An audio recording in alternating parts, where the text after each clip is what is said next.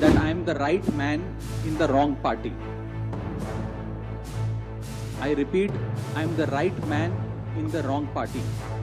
The 2/3 members of parliament belonging to the Aam Aadmi Party in Rajya Sabha exercise the provisions of the Constitution of India and merge ourselves with the BJP. हम BJP में विलय करेंगे।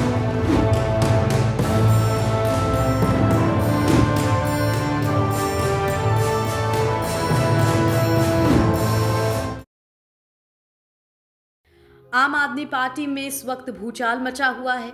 अरविंद केजरीवाल के सबसे खास उनके blue eyed boy और आम आदमी पार्टी के सबसे युवा चेहरों में से एक राघव चड्ढा ने पार्टी से अपना 15 साल पुराना रिश्ता खत्म करने का ऐलान कर दिया। और सिर्फ वो आप से ही नहीं गए, बल्कि केजरीवाल को ठेंगा दिखाते हुए बीजेपी का दामन थाम लिया। इससे भी बड़ा झटका ये कि राघव चड्ढा अकेले नहीं गए, अपने साथ 6 अन्य सांसदों को भी 2/3 बहुमत के साथ पार्टी छोड़कर साथ ले गए। अचानक से मिला ये शौक केजरीवाल और आम आदमी पार्टी के लिए किसी झटके से कम नहीं था। इसीलिए राघव चड्ढा के प्रेस कॉन्फ्रेंस किए हुए 1 घंटा भी नहीं बीता था कि इधर दिल्ली से आप सांसद संजय सिंह और उधर पंजाब से सीएम भगवंत मान तक सब मीडिया से बात करने के लिए बैठ गए और तुरंत ही राघव चड्ढा पर पलटवार कर दिया।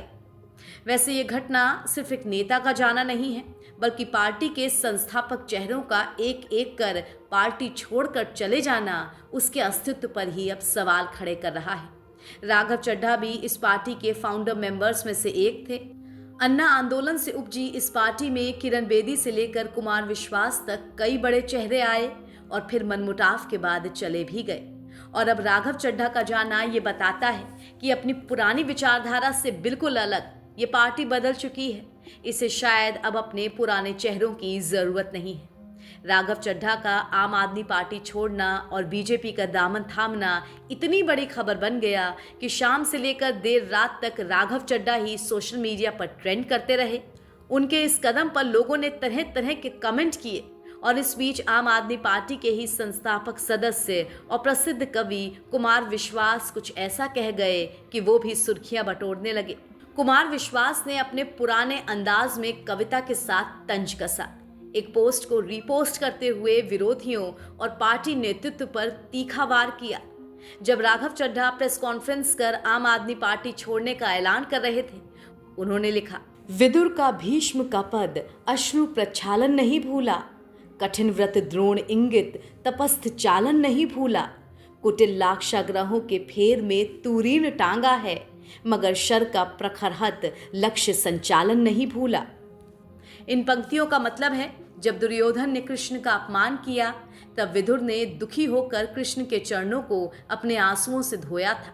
कौरवों द्वारा रचे गए दुष्ट लाक्षाग्रह के कुचक्रों में फंसने के बावजूद पांडवों ने धैर्य धारण किया। अर्जुन ने अपने बाणों पर निशाना साधना नहीं भुलाया, अर्थात हर परिस्थिति में अपनी जीत निश्चित की। वीर रस से भरी ये पंक्तियां महाभारत युद्ध के संदर्भ में हैं और कहा जा रहा है कि इन्हें शेयर कर कुमार विश्वास ने सीधा आम आदमी पार्टी और केजरीवाल पर निशाना साधा है।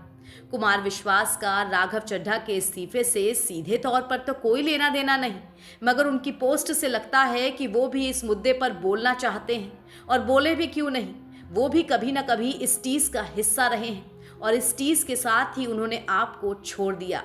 वही टीस रह रहकर उनके इंटरव्यू या बयानों में भी झलकती है। अब सोशल मीडिया पोस्ट में लिखी गई इन लाइनों से लगता है कि वो भी इस राजनीतिक वध का लंबे समय से इंतजार कर रहे थे। राघव चड्ढा सिर्फ एक सांसद नहीं, बल्कि भ्रष्टाचार और विवादों से दूर आम आदमी पार्टी का युवा, पढ़ा लिखा और राजनीति के लिहाज से एक साफ सुथरा चेहरा थे।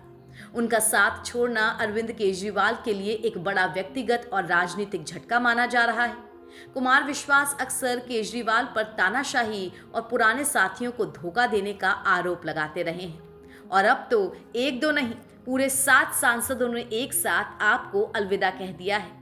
राघव चड्ढा ने जब प्रेस कॉन्फ्रेंस कर आपको छोड़ने और बीजेपी में शामिल होने का ऐलान किया तो लोगों को पहले लगा कि सिर्फ वही पार्टी से अलग हो रहे हैं, मगर फिर उनके साथ प्रेस कॉन्फ्रेंस में बैठे संदीप पाठक और अशोक मित्तल ने भी आप छोड़ने का ऐलान किया। यहाँ आपको बता दें कि अशोक मित्तल वही हैं जिन्हें केजरीवाल की तरफ से राघव को हटाकर राज्यसभा में आप का डेप्यूटी लीडर बनाया गया था। उनका भी मंच पर राघव के साथ होना सबको चौंका गया और फिर धीरे धीरे बात खुली कि राघव चड्ढा के साथ संदीप पाठक और अशोक मित्तल के अलावा स्वाति मालीवाल, हरभजन सिंह, राजेंद्र गुप्ता और विक्रम साहनी समेत आप छोड़ने वाले कुल 7 सांसद हैं।